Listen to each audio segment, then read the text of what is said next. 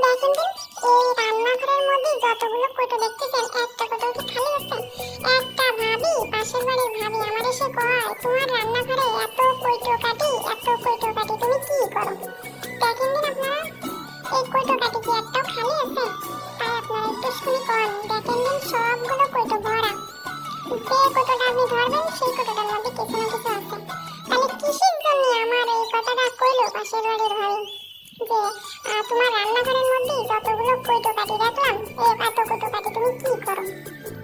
দেখেন দিন, একটা কৌটো কাটিও খালি নেই। আমার তো মনে হয় খালি থাকলেও আমি রান্নাঘরের মধ্যে সাজাই দেবো, খালি থাকলেও রান্নাঘরের মধ্যে সাজাই দেবো, সুন্দর দেখা যাবে। দেখেন, সব কৌটো ভরা, দেখেছেন? সব কৌটো ভরা, একটা কৌটো কিন্তু খালি নেই। ফাঁকে ফাঁকে যে কৌটোগুলো আছে সবগুলোই কিন্তু কিছু না কিছু আছে। দেখেন, কফি, 2 কৌটোয় কফি আছে, তারপরে এই যে চাউল আছে, তারপরে সব আচার আছে, মনে হয় মিনিমাম 6-7টা বয়ামের মধ্যে আচার রয়েছে।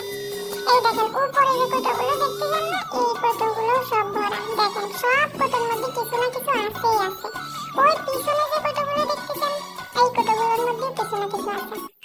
দেখেন, সব আপনাদেরকে আজকে ভালো করে দেখাই দিলাম।